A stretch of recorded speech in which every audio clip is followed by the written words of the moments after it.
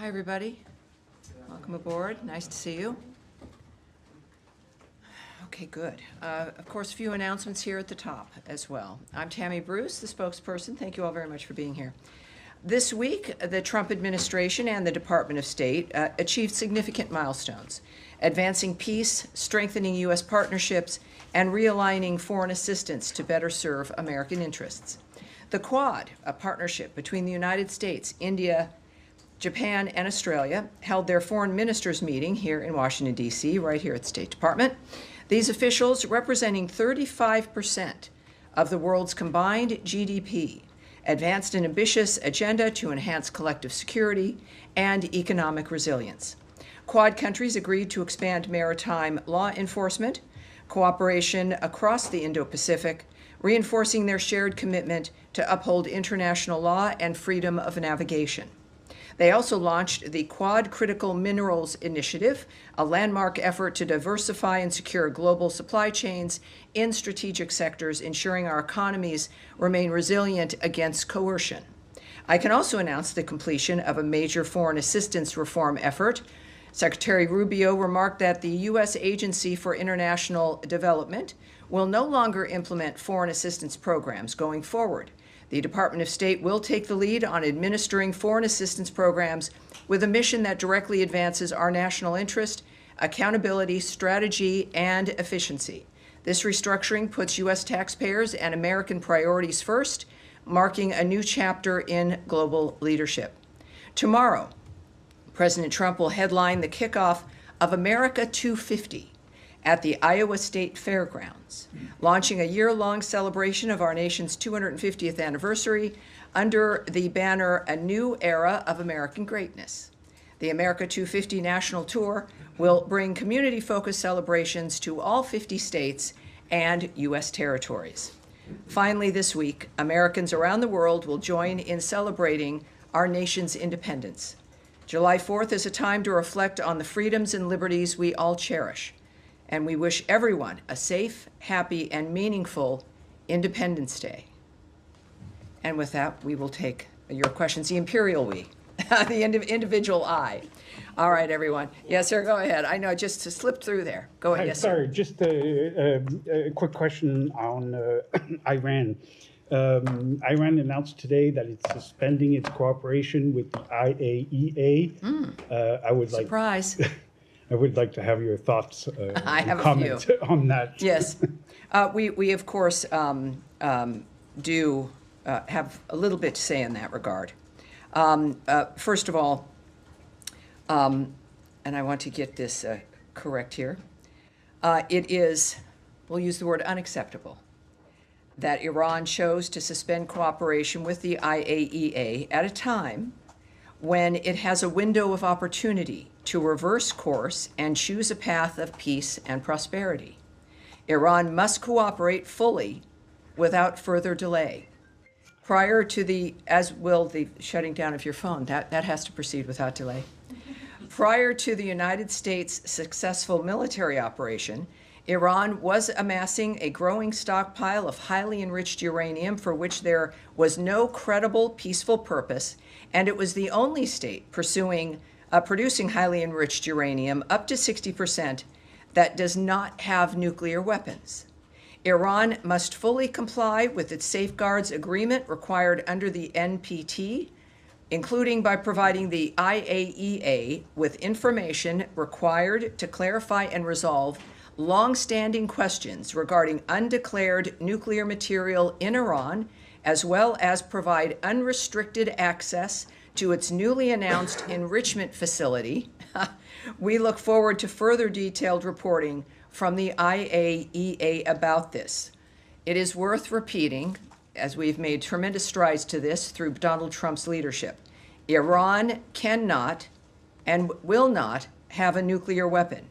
The President has said this repeatedly. The Secretary of State has said this repeatedly. We have repeated it from this podium. And at this juncture here, it is, of course, again, unacceptable that Iran is choosing to suspend cooperation with the IAEA. And answering your question, Daphne, yes. Thank you. On this final ceasefire proposal for Gaza that Trump has said Israel has agreed to, Does it include provisions for Israel pulling out of Gaza? What I am going to, the president had a message about that from last night, and I'll read that for you. So we just get this on the record here. From the President, Donald Trump. My representatives had a long and productive meeting with the Israelis today on Gaza. Israel has agreed to the necessary conditions to finalize the 60-day ceasefire, during which time we will work with all the parties to end the war. The Qataris and the Egyptians, who have worked very hard to help bring peace, will deliver this final proposal. I hope for the good of the Middle East that Hamas takes this deal, because it will not get better. It will only get worse. Thank you for your attention to this matter. As far as your question about the details, I won't go into the details of what's in the proposal. Hamas has said that Israel must pull out of the enclave. How does the administration plan to reconcile this? Is that addressed in the proposal? I will not give you the details of the proposal, and we'll find out, but I think the president's message is clear. This is one that has to be accepted because it will only get worse if they don't. Yes, ma'am. Thanks, Tammy. A White House official told our colleagues that the Trump administration has paused certain weapons shipments to Ukraine. What was the State Department's role in making this decision to pause these weapons shipments? And are you concerned about the advantage it gives to the Russians? Well, traditionally, of course, I mean, our wheelhouse here is diplomacy. We don't make decisions about the shipping of weapons or the managing of weaponry during war. We have the Department of Defense. I would refer you to them when it comes to this kind of a decision. At the same time, we've got a few things I can say to you regarding this. It remains, as you might imagine, worth repeating, a priority of President Trump to bring the Russia-Ukraine war to an end through a durable negotiated settlement, starting with an immediate ceasefire. And of course, just referring you to the Department of Defense for more information regarding that situation regarding weapons. Anna Kelly, a White House spokesperson, also has noted, this decision was made to put America's interests first following a DoD review of our nation's military support and assistance to other countries around the globe. The strength of the United States Armed Forces remains unquestioned. Just ask Iran. Also, from a statement by Elbridge Colby from the 2nd, which was yesterday, at the DoD, that the Department of Defense, quote, continues to provide the president with robust options to continue military aid to Ukraine. At the same time, the department is rigorously examining and adapting its approach to achieving this objective, while also preserving U.S. forces' readiness for administration's defense priorities. Can I quickly ask on GHF, the State Department announced last week that you had approved $30 million. Has any of that money been dispersed yet? And if so, how much? It has been fully approved. It has not been dispersed. There is a process, as you all might imagine, in the building regarding the dispersal of any funds. And when that happens, I will let you guys will be the first ones to know. Andrea Mitchell. Yes, ma'am. I just wanted to note, before I ask my question, the passing of one of your predecessors, Richard Boucher, who served 6 secretaries of state, was an esteemed diplomat and very highly respected spokesperson for this department. Yeah. Yes. We were there. Yes. Yes. Thank you. All right. Thank you, Andrea. I wanted to ask you about the passing of USAID, the demise of USAID being absorbed into the State Department in a very different fashion.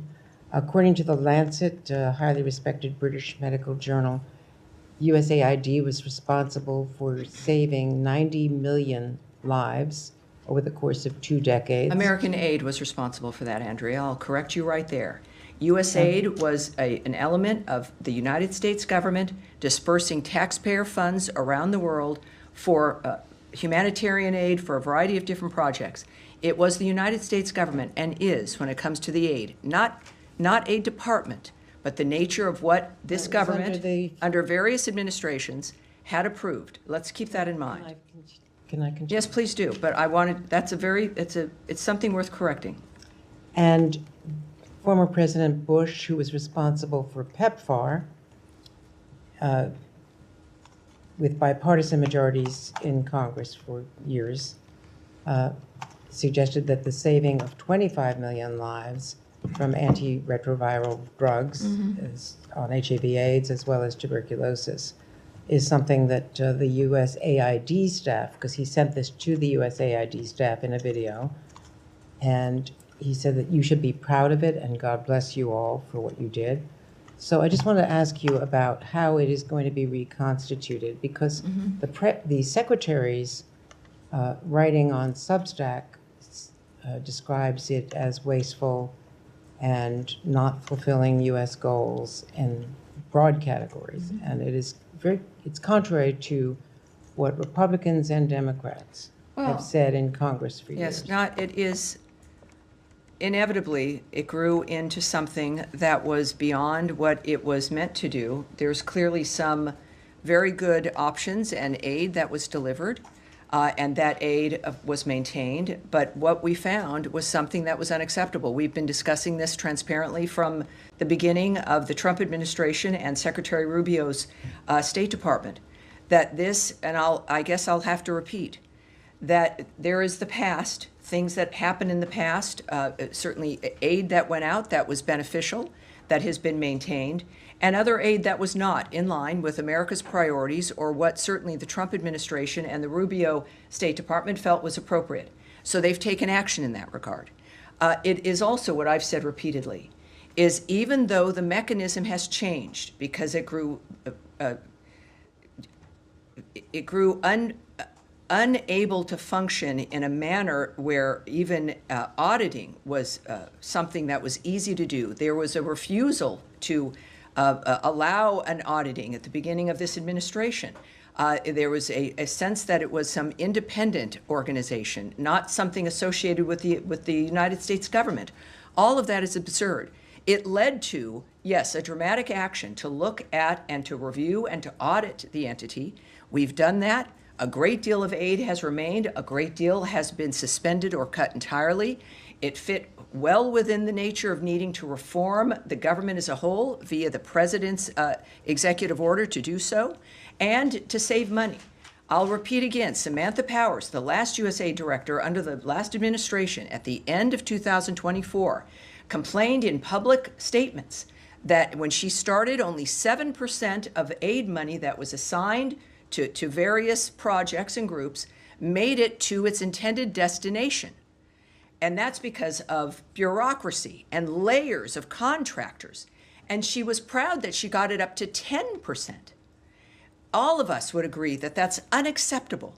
And that even if you do cut the amount of money that's going out, doesn't mean that the services get cut. It doesn't mean that the benefits get cut. It could, in fact, mean more services, more benefits with less bureaucracy, with services getting directly to the people who need it. I'll finish. You stated a number of things that I think are unfortunate, and the American people deserve to hear an answer. Because we've also described, you asked, how will this look now? With this reorganization, it fits within the framework of making sure that people assigned to those regions, and we have those, that's called bureaus here, people who are assigned to look at the nature of what's happening in a certain region of the world. They're the experts in that regard. That foreign assistance for that region will now sit with the bureau assigned to that region, as opposed to some massive bureaucracy not even housed in our building, dealing with countries and regions separately without dealing with the experts here who understand what those regions might need. It will be more efficient. It will be more effective. We are not ending foreign aid.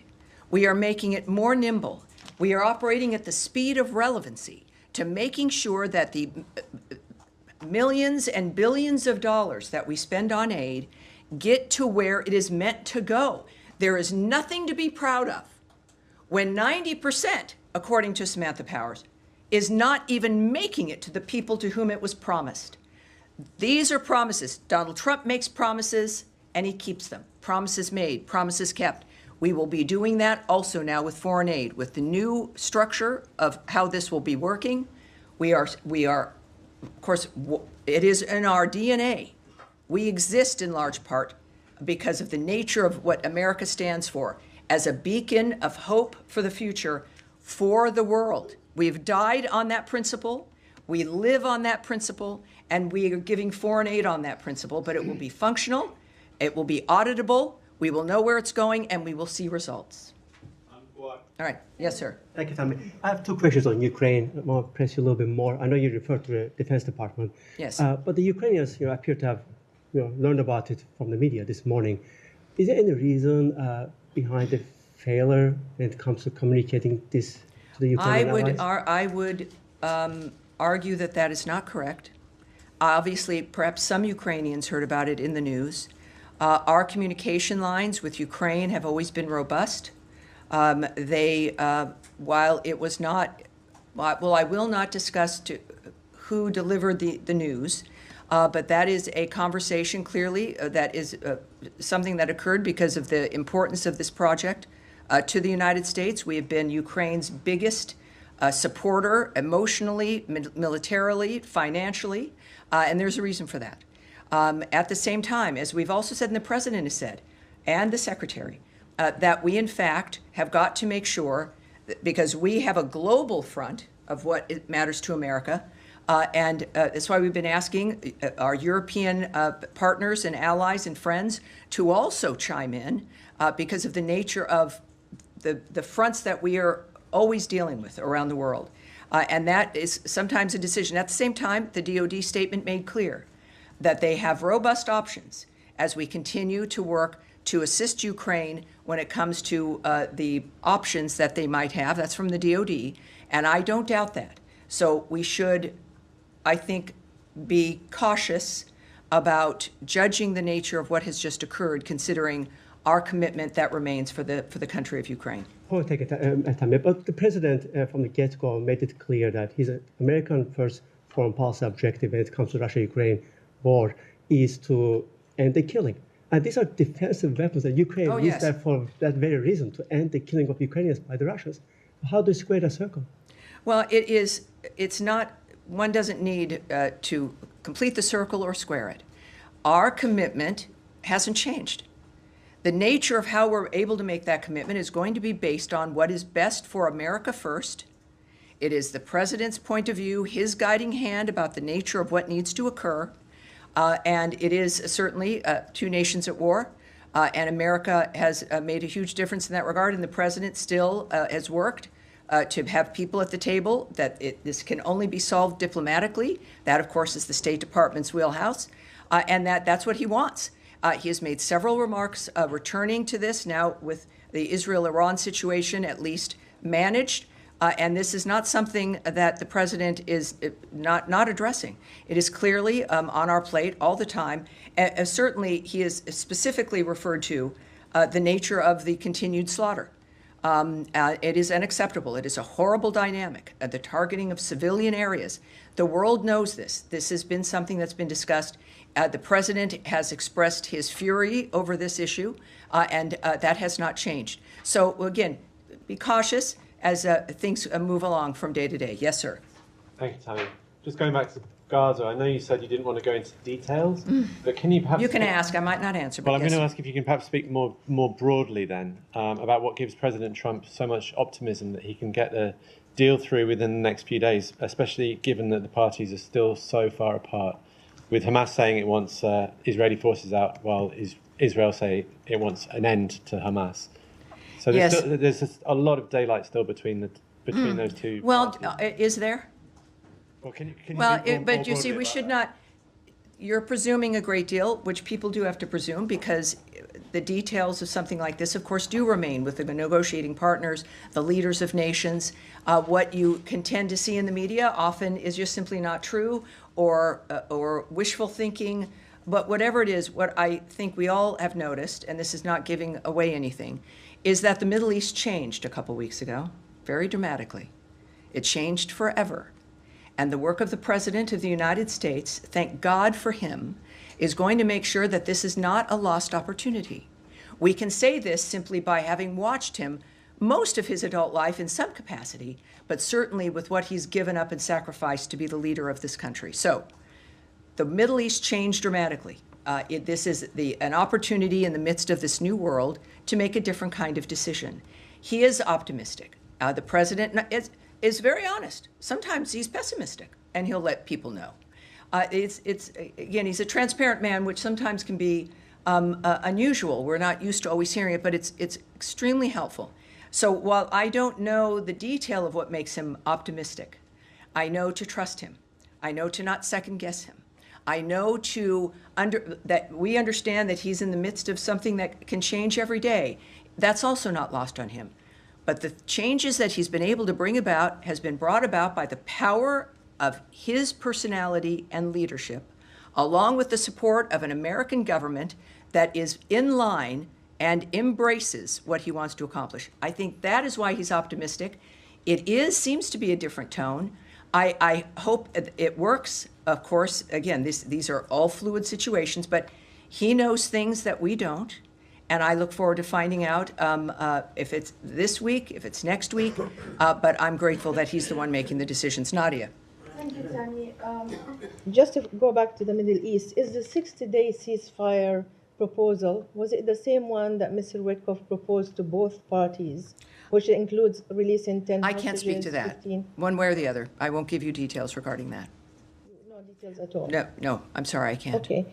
Just now, you just condemned the attacks on civilians in Ukraine. Of course. Yesterday, there was an attack on a beach cafe in Gaza where 24 civilians were killed, including our colleagues, a female journalist was killed as well. Does the United States condemn the killing of civilians and targets? Well, we in Gaza? have always, one of the reasons why we do what we do is because no one wants to have civilians killed, either in a terrorist act, in war. One of the things that the President has repeated, as has Secretary Rubio, is that the carnage has to stop. We have decried the killing of civilians throughout every conflict that exists. At the same time, it's why war is hell. It's why we want something more than a ceasefire is important, but it can't be back and forth. There has to be a durable end to all of these conflicts. So we mourn like everyone, of course, the killing of civilians, with whomever it is that's engaging in these conflicts. But that is why we're so committed to Gaza, to Israel's right to defend itself. We were as horrified by October 7th and the slaughter of those civilians. This is why it has to end. There is aggressive actions where if you're in war, or if you're defending yourself, and these are civilian areas, it's horrible enough. And it's another to deliberately target civilians for the sake of it. And those are the monsters that we are trying to stop and that the world has tried to stop for generations now. So this is why our work continues in Gaza, why the ceasefire is important, and why the end of war and the status quo that so many people have grown rich from has got to end. Saeed. Thank you, Yes, Tammy. WHO, the World Health Organization, said that 112 Palestinian children, many of them are newborn and so on, are sent to whatever remains of the hospital because of malnutrition. It's because the aid is just not getting through. And my question to you is that basically a statement or evidence that the aid that has been going in is not enough and is not sufficient, that maybe the aid ought to be the responsibility of those who have had a great deal of experience in doing this, consistent with all the international organizations that have stated to that effect. Well, two parts I'll answer that. First of all, there's one entity that has gotten food and aid into the Gaza Strip, and that's the Gaza Humanitarian Foundation. We know this. This has been a fact of the matter. And that's, I think we're now up to 56 million meals distributed. So it's still within a war zone. We had a ceasefire that Hamas broke. I would say on the other issue, when it comes to the horribleness of what happens in a war zone, in this case in Gaza, it is occurring because Hamas refuses. It broke a ceasefire on October 7th. It broke another ceasefire that was attained for the Gaza Strip. It is now refusing, at least up to this point, prior to the change in the Middle East, to continue to agree to another ceasefire. They maintain their firearms. They are maintaining hostages, people they've kidnapped. And so, yes, it is horrible. And it's something that we are working to stop. But I would say regarding aid, we'll just make an admission here. It will never be enough. There will never be enough aid going into a war zone. There will, no matter how many depots the GHF, the Gaza Humanitarian Foundation, sets up, it will not be enough, because the only way you have a normal life with enough aid and enough food and being able to live your normal life is in an area that is not at war or being held hostage by a terrorist group. So to attempt to normalize the environment that is under this horrible cloud of terroristic monsterism, of the slaughter of innocent people, the using of people as human shields, the using of hospitals as a cover for your operations, the using of schools as a cover for your operations. It is obscene. It is inhuman. So it will. What we do in the midst of that environment will never be enough. And it is a key, though, to unlocking a door, to get to a point where you can have a ceasefire, assisting those who are held hostage by the terrorists, and being able to get to a point where you actually have a ceasefire, removing those who do not abide by the ceasefire, and then begin to build a genuinely different future for the people in that area. What a concept. So we do our best. We know it will never be enough, because the situation is obscene and unusual and unnatural. But we will do it until we also then move to change that situation for the better. Back to you, and then to you, sir. Two topics, Tammy. Thanks so much. Number one, with all the developments with Iran and Syria and Gaza, it's been all quiet, thank goodness, on the Israel-Lebanon front, but still some work to do there. What are the challenges that remain at this point in disarming Hezbollah and in enforcing Resolution 1701? Well, I would direct you to the Israeli government in that regard. I think the thing that has changed the Middle East beyond, of course, the damage to the destruction, the obliteration of Iran's nuclear facilities, is the personality and power that is exhibited by Donald Trump and what he is willing to do, what the American government and military is capable of, and as a reflection of our genuine commitment for change, after exhausting all diplomatic options, is that he will do what else is necessary to achieve peace.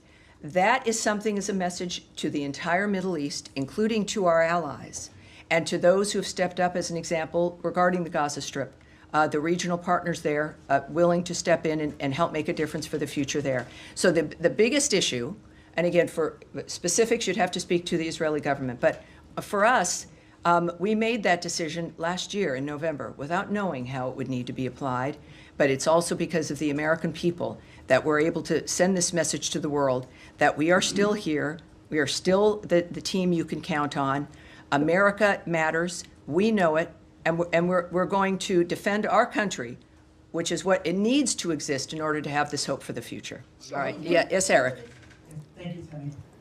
Wanted to ask about, I understand the decision on which weapons to provide to Ukraine being one taken at the Pentagon, but from a diplomacy standpoint, does pausing the weapon deliveries for Ukraine make it more difficult to get Russia to come to the table in terms of a peace agreement or a ceasefire, because it somehow relieves potential pressure on them? It's a very good question, but it's good that it's not going to be a factor, because we haven't paused sending weapons to Ukraine. This is one aspect, one situation, one event that has been changed. As you heard from the DoD, there are multiple robust other options and efforts regarding the Ukrainian situation with weapons. Again, I don't speak for the DoD. I can only refer to their statement and to what they've stated very bluntly. The president has also indicated his remaining commitment regarding Patriot missiles. This is not, I will reinforce this is not a cessation of us assisting Ukraine or of providing weapons. This is one event in one situation, and we'll discuss what else comes up in the future, but be wary of painting too broad a brush there. All right. And another, sorry. One more. You just a few minutes ago put out a statement about about Secretary Rubio's phone call with the foreign minister of Mexico, Juan Ramón de la Fuente, in which they spoke about issues relating to transnational crime, terrorist organizations, of which the Mexican cartels were declared on in the first days of this administration. We were busy. We were busy. Yes. I was wondering if you could talk about the importance of the relationship with Mexico, but in particular the designation by the Treasury Department of Mexican banks that were involved in money laundering, and whether that was part of the discussion between the secretary and his counterpart. Well, other than what was on the readout, and for the Americans watching this, you too can see the reports of phone calls and meetings that we have. We put out things called readouts, which give some detail of a phone call. Not everything. It's not a transcript. But you can go to state.gov, here I go, and you can subscribe. And you have a lot of different options. You can get statements by the secretary. You can get schedules. You can get just all kinds of things. And I encourage everyone to do that. But I would say that it's clear that we have an excellent relationship with Mexico. We have, and they've been very helpful regarding the border. The conversations are good. Of course, we've made some designations which help this country, but also the world, in recognizing certain foreign terrorist organizations for being such, and certainly criminal cartels. So I won't give you any more details about the call than what was publicly distributed, for the most part, but I can tell everyone that our relationship is excellent, and this, of course, is part and parcel of the Secretary's theory regarding diplomacy, is that it's about people and it's about relationships, and we reinforce that all the time. I have a feeling I will never again hear from Matt Lee if I don't call out on him because you seem to, maybe it's you have a shoulder issue, that you can't raise your hand. Did you have, like, I had torn rotator cuff surgery once, and it was very difficult to raise my hand. Well, actually, I do have a bruise on my elbow. Well, that's because you're sitting with your elbows on the table, not raising your hand. What can I do for you, sir? Well, actually, I have a very easy question. Do you know, is Secretary going to be joining the President and Prime Minister Netanyahu at the White House on Monday, or does he have other plans? The Secretary's schedule I can't discuss at this point. Sorry, it was an easy question and an easy answer. Okay. Is that the depth of it? Yeah. All right, sure. All right. Now, wait, hold on one second. You, sir, and then you'll go. Go ahead. Question on Iran. As you mentioned, Iran's nuclear program has been shattered by the U.S. and Israeli Has attacks. been past tense, but yes, but go ahead. The Iranian foreign minister has asked for assurances from the U.S. that there will be no attack on Iranian soil if the talks are going to be resumed, if there's going to be a resumption of talks between Iran and the U.S. What's the U.S. stance on this? Well, again, I'm not going to get ahead of my skis here and preview for you what the Secretary or the President might decide, because it certainly is in the President's hands. You heard my remarks regarding their rejection of the IAEA and that situation, of course. That is unfortunate, and again, it's a very bad decision. So they seem to be, not surprisingly, making bad decisions. But the President, as we've seen, is also a very generous man. And he cares about all the people, and he knows Iran can be great again. And yet that's going to be up to the Iranian people. But so far, I can't discuss what they may or may not do in that regard. But well, I'm sure we'll hear from the President as well. All right, yes, ma'am, in the back. Thank you very much. I have a question on the West Bank. Israeli Justice Minister Yair Lapid today said that the time has come to annex the occupied West Bank. Do you have any reaction to this, and what is this administration position on a potential Israeli annexation of the West Bank? Well, I think that is specifically something that the White House would be able to answer for you, but I also know that our position regarding Israel, the choices it's make, is that we stand with Israel and its decisions and how it views its own internal security. And is the two-state solution to the Israeli-Palestinian conflict still an official policy of the U.S. government? What I can say there is that President Trump is realistic about the current state of affairs. Clearly, Gaza is an uninhabitable place. It needs to be rebuilt with the help of Arab partners. I think he has said previously that the nature of what has happened and what we have to get to, we don't have a ceasefire yet. Hopefully that will change. But that is getting quite ahead of the dynamic in general. So that is what the President's focused on. All right, yeah, sir, there, and then we'll go to you, sir, but go ahead. Yeah, thank you, Tommy. Two questions. The first one on Israel. Is this department or the U.S. government trying to have any direct talks to Hamas, or just going through the Qatari and the Egyptians? I won't discuss the nature of the choices in a diplomatic effort like this. Okay. And the second one, if this department believes that there's not going to be any potential ceasefire between Russia and Ukraine, maybe until after the summer, looking at positioning 50,000 troops. Well, again, I'm not going to speculate. But the commitment I know by President Trump and the Secretary is that things have to happen quickly. We've seen deadlines set. We've seen statements regarding waiting weeks versus days for the parties to do something, certainly for Russia to give an indication whether it was serious or not. So we are not an administration, obviously, that is going to let things go for months or a year. But I certainly am not going to speculate on what the timeline might be for a ceasefire, which the president stays focused on. Thank you. All right. And you, sir, in the beige jacket. Yes, sir. Thank you. How does the State Department interpret Iraqi Prime Minister statement that disagreements between Baghdad and Washington could undermine the relationship between both sides? And can you comment on? We're going to have to take that. We're going to have to take that back. But go ahead for a second one. Can you comment on reports that Iraq has moved to accelerate a radar system deal with South Korea in light of recent regional developments? We're going to take that back as well, if you don't mind, sir. When we say, again, for Americans watching, when we take something back, we get an answer for that reporter, and we get the answer right back to you, sir. And we will do that for sure. What? All right. Yes, go ahead. Thanks, Tammy. I just want to come back to USAID, given that the official closure of it happened this week. Sure.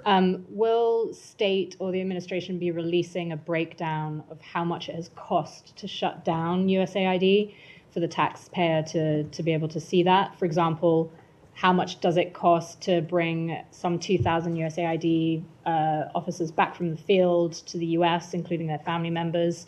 How much does it cost to do payment settlements for contracts and grants? How much does it cost to sever local staff? I love that there's now questions about how much things cost. We're not used to those kinds of questions. I don't direct the nature of the choices that are made about what's conveyed, but I think that what obviously has underlied all of this and what we know when it comes to the saving of money is that we are saving Americans a lot of money. And I know it's going to be in the interest, as I will argue, to share with the American people, and we tend to share how much money we're saving them. Now, in the midst of us doing our work, there's also expenditures. There always is. So it costs money to run this building, as we are also saving money in other ways with things that were wasteful programs.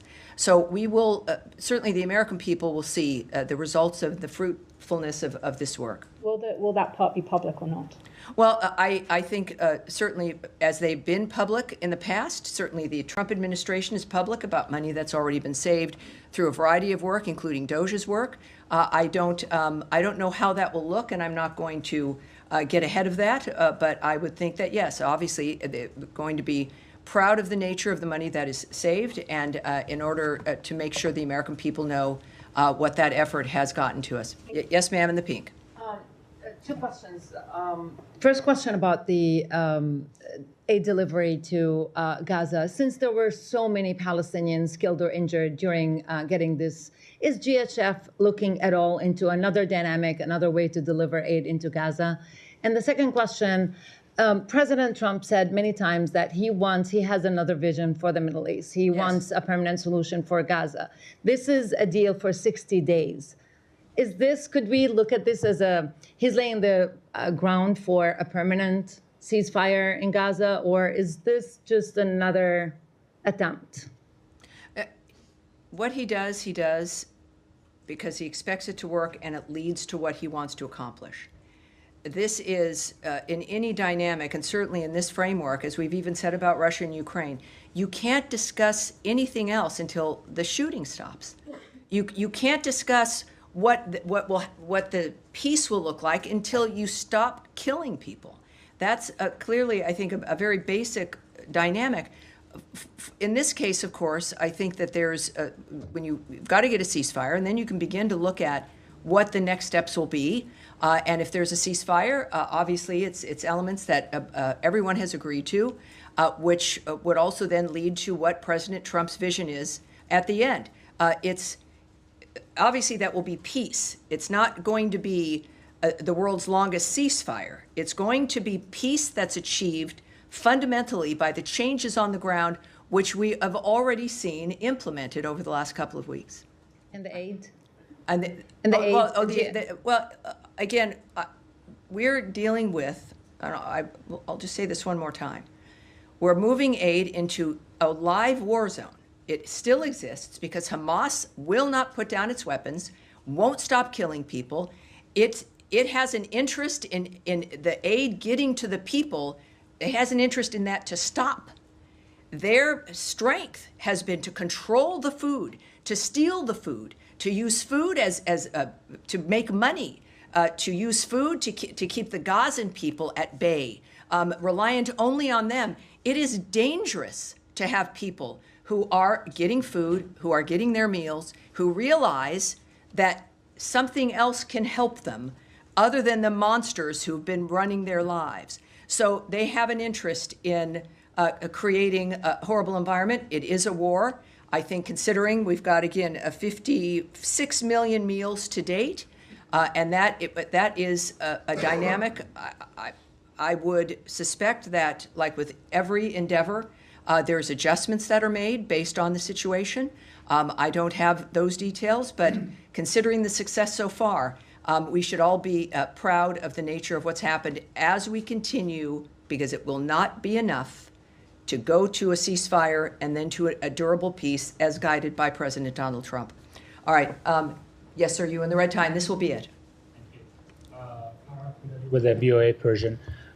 Question, are you able to confirm reports that Americans have been arrested trying to leave Iran? I do, and I'm glad you asked that, because we heard about that very early on. So while we can't remark on individual reports, of course, we have long warned U.S. citizens not to travel to Iran, and that is especially true now. Anyone with a U.S. connection in Iran, including dual U.S. Iranian nationals, are at significant risk of arrest and unjust detention by the regime. If you are not currently in Iran, do not go. If you're in Iran, please see our most recent security alert and make plans to safely depart. We understand that the Iranian American diaspora in the U.S. may especially feel the need to go. We are not immune from that desire. You go visit family members or loved ones. Do not go. Don't do it. You cannot help your loved ones from jail. So I think that's our position. I appreciate the question. And that's going to be it for today. All right, everyone, have a wonderful Independence Day, 4th of July. And we will see you. I'll be here next week, Tuesday and Thursday, for more. And remember, state.gov, whether you're at home, here as reporters, sign up for all of our alerts, and also keep an eye on things, as Eric does, with the readout of the Mexican phone call there. Thank you, everyone. Thank you. Thank you, and I hope your shoulders, it gets better, Matt.